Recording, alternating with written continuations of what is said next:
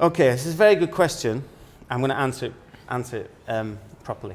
So, welcome to JBTV, your ultimate destination for exclusive interviews with DJs and professionals shaping the music industry. Today, we're thrilled to bring you an intimate look into the journey of one of the industry's brightest stars, Darius Syrossian. Producer, relentless touring artist, and a proud record label owner. Darius Syrossian's path has consistently been driven by a deep passion for music. It's not just about the big festival stages or massive warehouse raves. He believes in keeping the intimate club culture alive with DJs playing all night long and the music speaking for itself. I'm your host Charlie, and I'll be guiding you through this exciting journey. So sit back, relax, and let's dive deep into the beats together. So we're going to go into some of the questions from when you first begun DJing, even before that, and what introduced you into the underground scene? You mean house music or the underground scene? So let's start with house music. How did you get into the house music scene? Everybody always answers the same question the same. The parents listen to loads of music, and I think if your parents listen to music when you're a kid, you just end up growing up being into music. Yeah. But I came to England in the 80s, and obviously I wasn't born in England, so I'm actually a refugee and asylum seeker. My dad's a senior scientist, so that's why we were invited to come to England. And I absolutely hated it at school first because I'd got loads of I wasn't really accepted sort of thing. But my older brother was friends with neighbours who used to go do security at illegal raves, so they used to do weightlifting in their garage.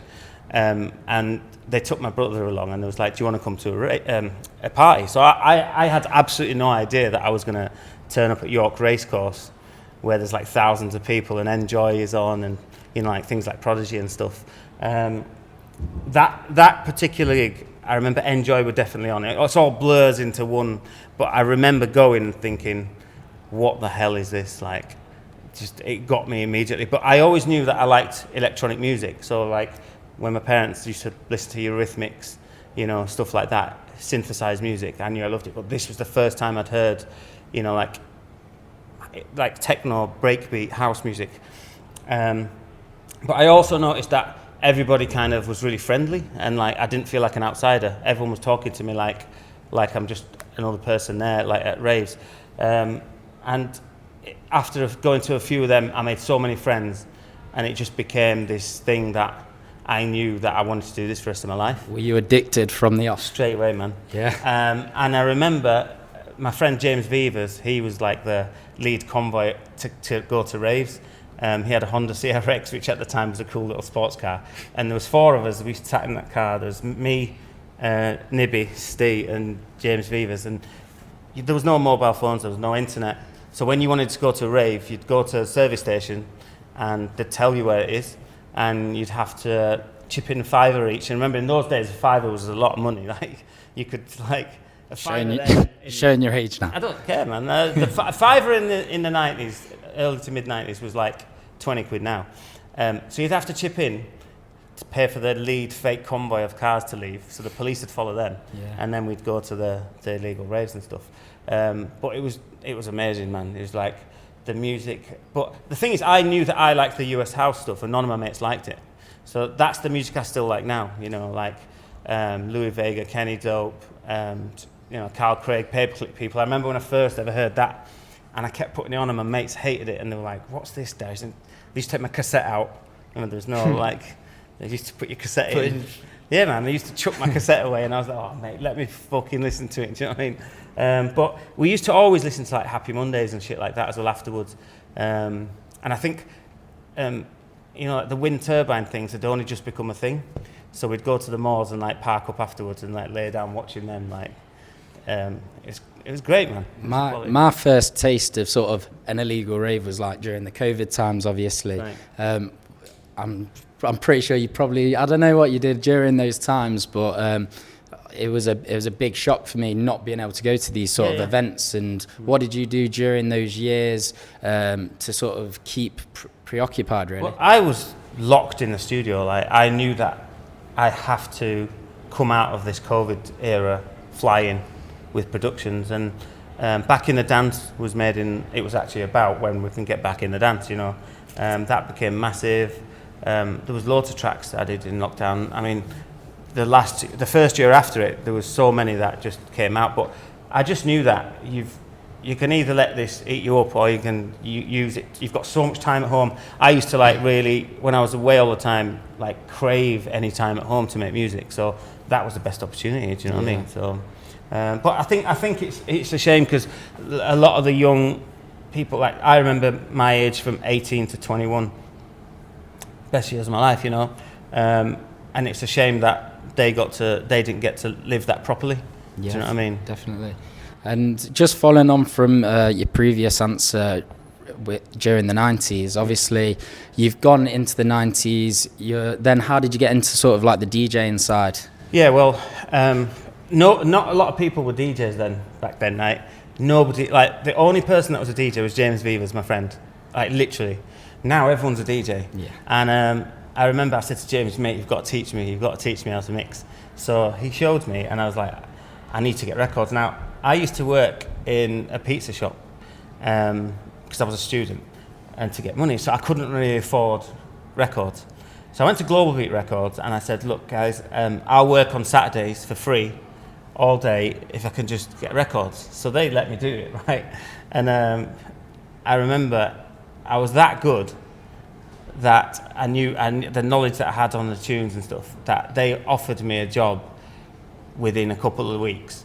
But then there's a funny story when a few years after Professional Widow, do you remember that Armand Van Helden remix? Of course. That came out. Remember, there's no internet, there's no Shazam.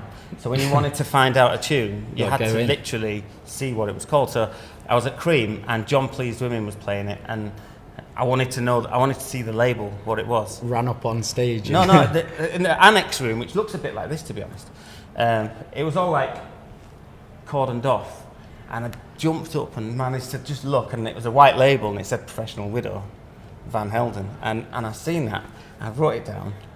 I got in the shop on Monday and you had to fax it, so I faxed it through to the distributors. I said, I've seen this record and it's going to be massive. And how the hell did you know that? I said, I saw John Pleased Women play it. I said, right, well, we were a cool cut shop, which meant Pete Tong used to do what he played on the top 10 tunes of the week from the 10 shops, what they charted. They went, you can order it now, but these are going to go fast. And I said, yeah, I know they are. So I said, I'll take 250 copies. And he went, what, 250 copies? Are you sure? I was like, 100%. So I ordered them. And I remember in the week I was just in the shop working. The office was upstairs. And it were two brothers that owned the shop called Drew and Jamie Prophet. Anyway, I just heard this running down the stairs, door flies open, he's like holding up this fax machine. What the hell have you done? And I'm like, what do you mean? Like, goes, if these don't sell, you're sacked. They sold mail order like in 24 hours. Once people found out we had it, everyone was ringing their mates going, that record, all gone. And I think after that they offered me a full-time job, and that was it. I knew that I've got a full-time job in the music industry, and I started, obviously working in a record shop, you can get yourself DJing around, and that's kind of how I got myself into it. I love that because it's like a sense of community. You're all ringing each other up with like, oh, who's got this record label and who's got that record, and it's like nowadays it's a bit different, you know, everyone can just look it up, you've got it, and you've got 5,000 tunes in an hour, do you know what I mean? Yeah, but well, then you can pop in and it's a lot different. Totally right, because in those days, no, even now, like going to Phonica, I was in there last week, when you go into a record shop, you're hearing stuff that you don't know you necessarily like. It's on the record. Oh, what's this record, by the way? You're in the rack searching. You hear something. You go, what's this? Whereas when you buy shopping yourself, you're looking for what you like. You're not coming across different music. And I think that's probably why I'm quite eclectic with what I play. Because I was selling breaks. I was selling house. I was selling even funk and disco, like down-tempo stuff, Detroit techno, garage, everything. I was selling it all. And when you're hearing it all day, every day for 15 years, you end up knowing the good stuff and where to find it. And so that's probably why I'm a bit more eclectic in my sets than most people. What sort of mixing did you start off with? So what was the genre that you went for at the start and be like, I'm going to be what DJ? I just played what I liked. And for me, what grabbed me at the beginning was that US house stuff. I remember DJ Sneak when he first came into the scene, like strictly rhythm record. I remember the first time I put it on, and I think it was called Sneak Essentials Volume, I can't remember, but I remember putting it on and I'd not heard anything like that before. And I was thinking, wow, who the hell is this guy? So I got into listening to more of that, and then you had like Gemini, you know, Swimming with the Sharks, that kind of stuff. Kenny Dope, Louis Vega, you know, Masters at Work. But I liked also the techno side, you know, like Claude Young, Derek May, the funky techno. It was mainly American stuff that I liked, because the UK stuff was more Italo house, like piano anthems and that. Yeah. And I wasn't really into that. I wanted something with a groove and like a bass line. Remember, garage didn't exist yet. UK garage anyway. That came in the late 90s, and the UK garage sound actually was trying so hard to copy American house, but the Americans were using like drum machines, and you could get the swing on it when you're producing the tracks. But in the UK, no one had those drum machines, so they were using Cubase, right? So that's why the UK garage stuff sounds so rigid and square, because it was trying to sound American, right. And it became its own little thing, and then became massive. But you can hear the difference, can't you? There's no swing in the drums and stuff. So Sure. yeah. So you've gone from this eclectic range of DJing. When do you start DJing in like a club and start sort of growing your name as Darius Syrossian? I used to put my own nights on in Manchester, funnily enough, at the Music Box. Is that still going? Yeah, I booked Phil Perry there. You know Phil Perry from like Danny Howells. I was the first person to book him in Manchester. At what age was this? This was 1997. So I wasn't even born. Shut up, will you, man? Sorry. Look, at the end of the day, to be honest, age don't mean anything to me. You know what I mean? I still in my head feel I do the same thing as I was. You look 32. Cheers, mate. Thank you. I'll take that. I'll give you the 50 quid later. I started putting on my own nights, you know, and it was a lot of work, because again there was no internet, so you couldn't promote anything on the internet. You had to physically go around halls of residence. Flyer. You used to go around all the unis and slip a flyer on everyone's door. It took hours in the rain. Like that's how much I wanted to do it. Obviously, the big events, they had databases. You know, like people would go into record shops to see what's on. You know, they would have people that would go to shops, like they'd go to the Affleck's Palace or all the cool cold shops and put flyers down. Everywhere had like a table with flyers, and that shop would get guest list. That's how people knew what events were on. There was no internet to find out. Interesting. But you couldn't, if you were a new night, the shops would not let you go and put your flyer down. You'd go in and get absolutely no chance. Did you ever have a DJ name before Darius Syrossian, or was it always full name, no. This is me? It was just Darius Syrossian. Yeah, always Darius. Yeah. Love that. So you've obviously you've put on a few nights now. How long was this event going on for? About a year and a half. But then obviously, don't forget, I lived in Yorkshire at the time. I mean, fast forward to how I got involved in Sankeys. I was always DJing like local events in Leeds and stuff, but Tribal Sessions kind of was in Manchester when Sankeys kind of had a resurgence, and I said to them, I'll bring a coach from Leeds, from my record shop, and the first they were like, no chance. And I was like, I'll pay you 50 quid. I paid them to bring a coach for them to let it do it, because I knew that I had to charge a certain amount, that'd be the coach and to get you in. And they were like, okay, well you can play upstairs then. And eventually they were paying me only 50 quid. And this is why I say to upcoming acts now, if you get given an opportunity, if you're playing to a packed crowd and stuff, that's priceless. You can use that because you can then meet DJs who are going to hear your demo or going to like hear you play and say, I want you to play with me again. So that's priceless. You can't buy that. So I was doing Sankeys upstairs and they were paying me 50 quid or whatever. But the owner, David Vincent, he kept hearing me. One day he came and he went, you know, you're actually quite a good DJ. I said, yeah, I know. No, he goes, you're actually very good. I've got people asking about you, who you are and when you're on next. This was like 2006, 7. And he said, right, I'm starting Tribal Sessions in Leeds. I want to make you resident. And that way I got to play with Jeff Mills in Leeds. I got to play with like pretty much everyone across the board, from house to techno. And being the resident, eventually they brought me into Manchester to play. And I got my break that way into the main room. Love that. So yeah. So it gets to sort of after you've obviously established your DJing career. When does Moxy become a established label? Slash events. Well, I spent a lot of my time promoting other people's parties. So I did it for Tribal. Well, I did it for Viva Warriors first. Well, Tribal sessions in Leeds and Manchester, and then Steve Lawler took me on board, like touring with him. And I played for Viva Warriors for a few years, and it was absolutely amazing. People still talk about it to this day. Like, you know, when I post a mix-up, like people still whereabouts was this? in Ibiza, right. You know. So I did that. Then Tribal Sessions became a thing in Ibiza, and I did that.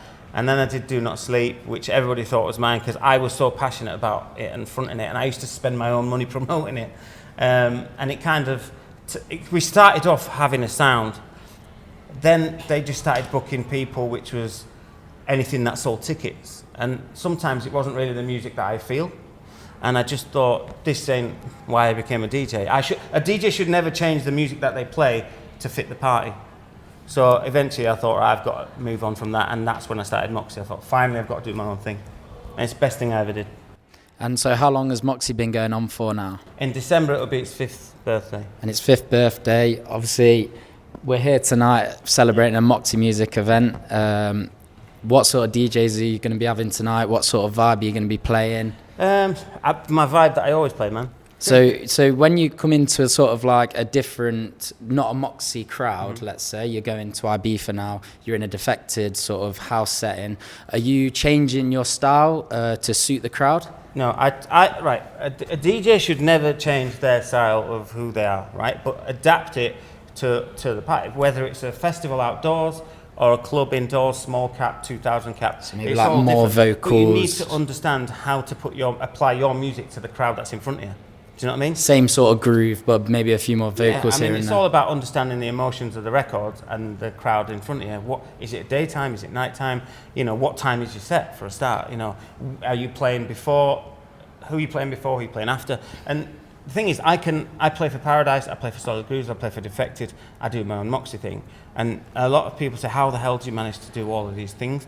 And again, because I'm quite eclectic, so I can do 5 hours of garage, and I can do 5 hours of tougher, darker stuff. So it's about applying your music, if you have it, to that situation that's in front of you. Let's say you've got 1 hour, and so you've got 60 minutes. Are you jumping straight in at the deep? Let's say you're headlining for an hour. Are you trying to take them on a journey in this 1 hour, or are you going straight in slammers? No. It depends. The other week, sometimes you have to in festivals now do 1 hour sets. I had 1 hour 15, and I edited. It took me 2 hours. I did every single track, edited it down to fit a bit shorter so I can put them together, and that took hours. And my friend Jem, who was in Ibiza with me, he was like, it's just insane you did all that for 1 hour set, well, for a 1 hour 15-minute set. But it's because I give a shit that much about every single set that I do. Do you know what I mean? Like, it's my passion, and it's not, I ain't just turning up to get my money and play, and you know, I genuinely love playing, and every single set is like, it's almost like therapy for me, because like music just makes me feel great. Do you recall, I do agree, do you recall like a favourite set you've ever done? Oh, there's been too many, man. There's been quite a few. So I've got one for you. So when we put an event on for you under the Concourse, that Moxy event. Concord? Yeah, under the Concord, sorry. Yeah. That was one of my favourite Moxy events that I've definitely been to. That was class with George as well, George Smeddles. Yeah, that back-to-back for like 3 hours. Yeah, I mean, look, George is one of the few DJs out there who doesn't play for moments. It's so easy to play bangers, playing big tracks that have big drops all the time, one after the other. You get a reaction. But I said to him, who are you playing to there? You're playing to kids who just want bangers, who when they get to 23 are going to stop going clubbing.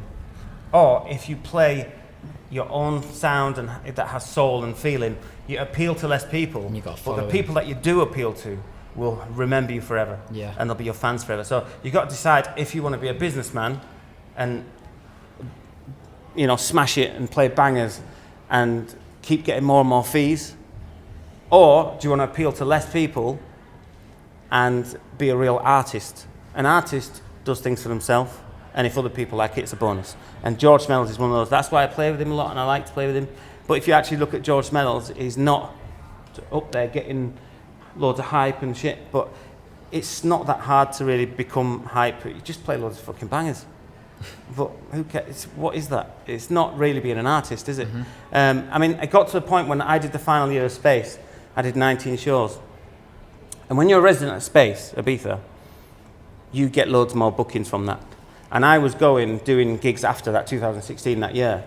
And I was turned up to Madrid and there was 4,000 people. And I was thinking, I can't play half the shit that I really want to play. And it got to a point where I was thinking, I'm not enjoying this. And I had a talk with the Do Not Sleep guy. I said, I don't want to do these gigs. And one or two of them are great. I want to play, and that's why I love coming to Joshua Brooks and playing every month. This is what how house music started. Small, intimate spaces and playing long sets. And I love it. And when I started Moxy, my manager at the time was like, stop sending interviews you like small gigs because it's going to drive your fees down. I said, but I'm talking from the heart that this is what I like doing. Why are you getting annoyed at that? If you want an artist to manage who's going to go and get the more and more fees and be a flipping robot and play Tech House Tony bangers, go and get someone else, but I ain't doing it. So we kind of fell out and I started Moxy. So and so obviously you've got a residency here at Joshua Brooks. Yeah. How long's that been going on for? It started July 2021. First night was actually the first night we'd come clubbing after COVID, and that was a special night. I did a 5-hour set. It was flipping superb. Tickets sold that quick. We did another one a week after, and that sold out straight away. But I mean, I go all over the world, man. And don't get me wrong, I still like doing these massive gigs. You know, I did Defected in Dream Valley last week. I don't know how many people were there, Chris? 3,000. How many?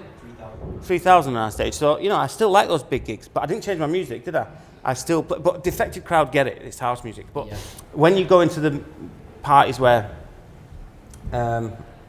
it's just loads of headline DJs playing bangers, you've got to do that too. But when it's Defected, they know what you're going to play, so I can do what I want to play, you know what I mean? So, yeah. So, I'm not putting anything on your age here, Darius, because you look mint. But obviously... Twice you brought it up. Obviously, before I was born... It's a sign of wisdom, man. It is a sign of wisdom, a nice grey silver fox beard. Before I was born, and before obviously the use of social media and phones, how much of an important role do you think social media has on your career? Okay, this is a very good question. I'm going to answer it properly. So now you've gone into two ways. If you're a DJ, right? There's two ways to do this. You're either going to be a DJ that wants to be known for your music and do it that way, and that's the way I want to do it, and that's fine. Or you want to go down the route of, and there's nothing wrong with this, some people do it really well, the Instagram, being a celebrity, being famous because... Sort of influencer DJ. Yeah, because look, if you look at it, like, in the 80s, when you listen to music, David Bowie, Prince, Michael Jackson, Alison Moyet, all these artists, you could only judge them by what you heard on the radio. You couldn't see what they looked like. No. Then MTV came about, music television, right? MTV came about after that. Guess what came around when MTV came around? Boy bands and girl bands. Would boy bands and girl bands be a thing if you had to just judge them on radio? No, because boy bands and girl bands are only thing because how they look, right? If it was just radio, you wouldn't give a fuck about a boy band and girl band. So Instagram now has become the MTV for the DJ world. So DJs now, you can have a career just on having a certain image. Yeah. You know? And there's nothing wrong with that. So all these other DJs moaning about it need to just show up and get on with it. Just do what you do and let them do what they do.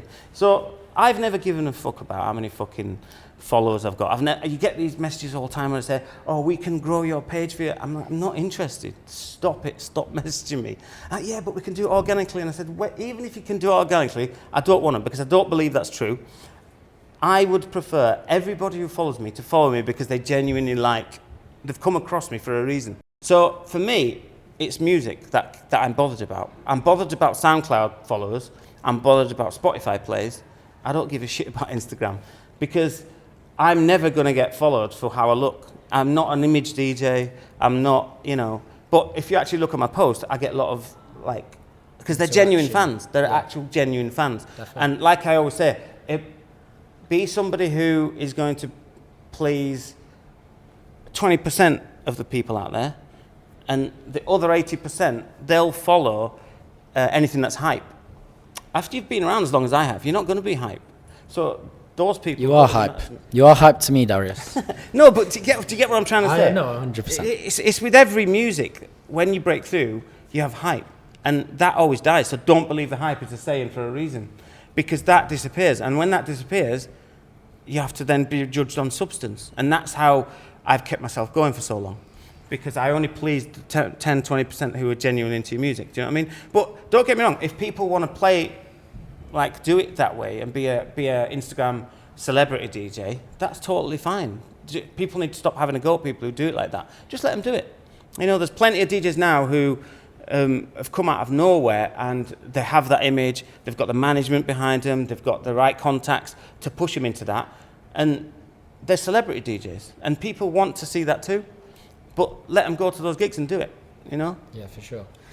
So obviously, talking about you're so busy all the time, how do you maintain that sort of level of motivation, producing tunes, getting into that studio sort of when, you know, I don't know how busy your schedule is, but travelling to then coming back and producing and then going back out, doing late nights. Obviously, you're here till 4 a.m. Just having pure passion for it. You know, I that feeling when I'm in the studio making tunes, and there's that moment when you suddenly get that bass line that you've been trying to make, right? And you crack it, and that feeling is fucking amazing, man. So it's like a computer game where you want to complete it. So each track is like a new computer game, and you want to get that bass line, and once you get that bit where you go, fucking hell, this sounds great.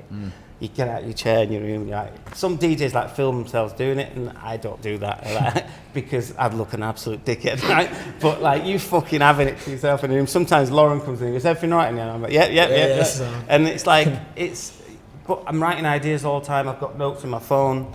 If I hear something, I think of something, I think that'd be cool to do this like that, and I write down notes. So I'm always trying to create something, and like, I can't not produce. I have to be always coming up with ideas and making beats. And DJing is the fun part, but people don't see how much work is behind. Running a record label, Moxy, in itself is a full-time job. It's so much work, man. That's why I've now got Chris on board. You know, it's a hell of a lot of work that people don't see. And on top of that, you've got remixing, producing in a week, and then you go all the traveling, the touring, and you know, it's a lot of work, but you wouldn't do it unless it was your passion. I've got Tom on board now as well with the label, doing events with Moxy, and I trust Tom. I'm a control freak, so I trust Tom now for the events to do that side of things, because he's done it with his own Lacuna stuff. But honestly, even then, like, I'll start in the morning and I'll go till 2 in the morning. I'm still working, so 10 a.m. till 2 in the morning, and I'm still working, this, that, you know, it's just so much work, man. But when I'm studio time, phone goes off. I don't care whatever's happening, nothing's interrupting my studio time. So I do a day of full studio, and I do a day of just all the other shit that I need to do. And you get 2 or 3 of them in the week, and then you got to go again. So is your form of sort of switching off? Do you have your holidays? When you, let's say you got a set in Ibiza next week, are you going to Ibiza a couple of days before, having your chill out time then? Jake's been my tour manager for 5 years, and it's been amazing going around with him. When you're on the road, you need somebody who's funny, you know. So me and Jake will go a day before. We always get nice. That's the biggest compliment you'll ever get, by the way. He's a funny guy. He is a funny guy. But he's stopping now because he needs to focus on his music. So now we've got Chris. But they're both from Yorkshire and they both hate tomatoes. How weird is that? I love tomatoes, man. Anyway, where were we? Forgot what we were saying. Well, all right. I was going to answer. I was going to give a good answer. Yeah, so we go the day before. We'll chill out. You know, like, we'll chill, go for a nice food. That's one thing I like to spend my money on. And then when it's the day of the gig, just prepare, smash it, and then fucking planes again. Just on the back. Do you prepare your sets? Never plan them to exact order that you're going to play them, but have your tracks for, say, if you're doing a long set, like 4 hours, first hour what you'd probably play, second, third, and fourth. But then I also file them in emotions as well. Okay. So a techno tune can be funky, it can be happy, it can be moody. A house tune can be funky, happy, or moody. So I'll have the emotions folder and then that folder. So I'm constantly looking at which one. Sure. So sometimes you want your house tracks that you're going to play to have some attitude and be a bit moodier. Or sometimes you want to play techno that's funkier. You know, so it's about knowing your records really. So I'll put them in these folders and then I'll go from there. I know my first 3 tunes. Your first 3 tunes to get yourself into just that. Kicks you in. And then from there, you'll just go with your tunes that you've got. Go with the flow. Well, that has been a really good interview. I'm really happy. Thank you for coming. Cool. I've got a few quick. Just got my age twice, so you're not getting that 50 quid. I've got a few quick fire questions. If you're ready. Go for it. Controller or vinyl? Say that again. Controller or vinyl? I don't use DJing. any controllers. I just put it on. I put it on vinyl mode on the CDJs. I hate them. What are they called? RMX. Can't stand them, man. Just a track was made to sound how it's made. It's not made to have just shitloads of effects put on it. And it's like a dish in a restaurant. Going to a restaurant, right? Going into the kitchen and start seasoning the flipping food. You don't do it. Like that's how it's made to be. Eat it. And when you're DJing, play the records. Look at the crowd. It's about reading the crowd to me. That's the main thing, right? So I just put it on vinyl mode. Play the records. Sankeys or JBs? Ooh. To be honest, look at You're this. in our house here, mate. You're in our house. No. Listen. What was the first thing I posted the next day when I played here after the refurb? I said I kept thinking I'm playing in the Sankeys basement. This is the mini Sankeys, man. So Sankeys or JBs? Both. Right, we'll move on. No, JBs is a Sankeys. Look at it, man. If you ever went to Sankeys, right? Jake or Olive? As DJs. Jake or Olive? For what though? Jake's funnier. Olive can be a moody prick sometimes. I like listening to Olive when she does the Chicago house thing. Jake smashed it on the boat in Croatia. Unreal set, man. That's when I told him afterwards, you need to know, you've got too much talent to not pursue this as a career. Love that. Got that answering that, didn't I? If you were to go back to back with any DJ at Joshua Brooks, who would it be? Oh, fucking hell. Any. Absolutely anyone. Oh, man. It's a tough one. 4-hour set all night long. Kenny Dope would be a good one. DJ Sneak, Kenny Dope. I've done back-to-back with Phil Weeks, and that's absolutely class, man. What about something that we can get done? What do you mean? As in, something that we could get done so we can get a back-to-back going. DJ Sneak said to me, I spoke to him the other day, he lives in LA now, and he can't be arsed with all the social media bollocks, and he's quite vocal about it. And look, he's a legend who's created a whole Chicago sound, like that techie but funky disco-influenced Chicago house vibe. And he's an all-time legend. And he said that there's only a few parties I'll play for, Toy Tonics, Piv, and Moxy. So let's get him to England, man. You've heard it here. 3 months' time. Well, maybe 12. Favourite music genre outside of house music? Outside of house. Does old school hip hop count? Yeah, man. Proper. I always listen to that at home. Shitload. Favourite club in Ibiza? I played with Josh Wink, Martinez Brothers and Sneak at the Underground in 2012, and that was really cool. It was like playing in someone's house. That was great. But it's not really a club, is it? It kind of is. It's a venue. You're okay. Shit, I'm on film now. It was. That's a venue, so it's not really a club. So. What venue? Just trying to think. It's a shame that the old Sankeys shut down. I think they messed with it. Don't try and fix what ain't broke, you know. I knew that was your favourite. Yeah, but it was, you know.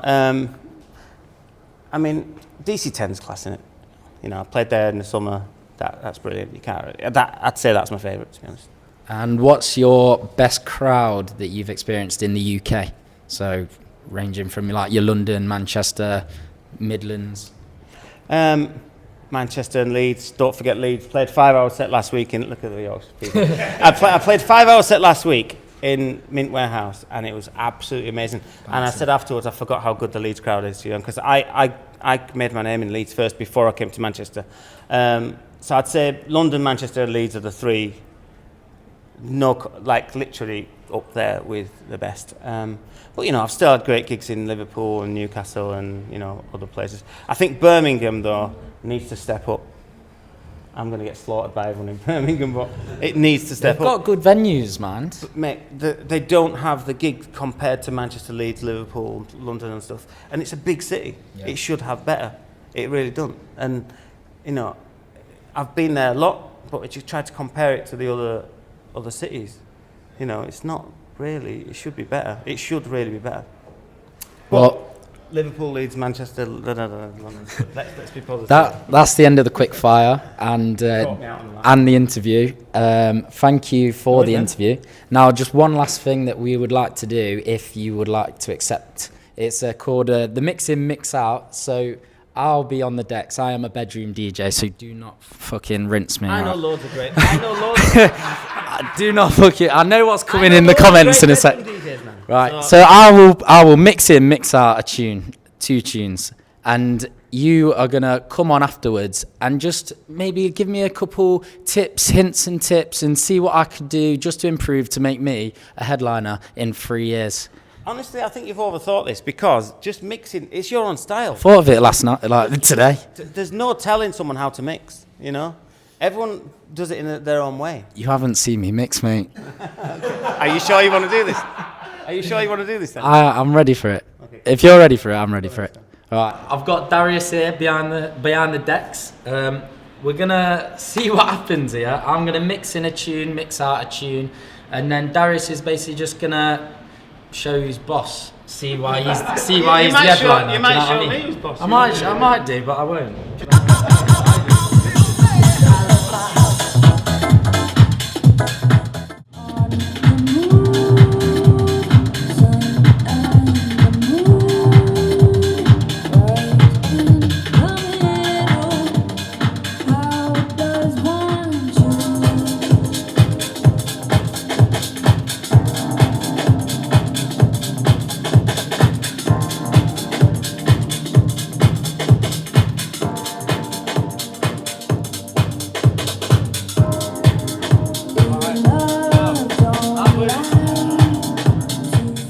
So that was me, obviously. Haters in the comments, just far away.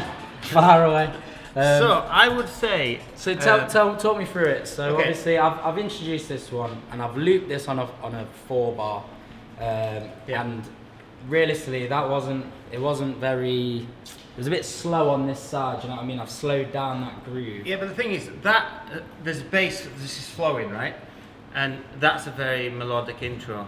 So you've got to make sure when the drums come in on that, the drums ending on this, the bass line ending is the same time. Sure. I'd even keep the bass lines overlapping, but have your bass down on this one. Okay. And a little bit of fill on your left side. Yeah, so the bass line is predominantly playing on this, but your bass is ready for that when you want to go. So the moment the bass stops on this, slam the bass in with that. So you've got, the bass is the soul of the track. Yeah. So there's no point where there's actually no bass line. Don't cut it because it kills the vibe. Yeah, so have your bass line playing, but it's turned down. Yeah. So when you want to bring it in, as soon as that one stops, which will stop itself, slam that one in. So the bass line's never not there, because the bass line is the soul. If you want to keep the vibe going, you need the bass line to go in. Your bass line is the soul of your tune.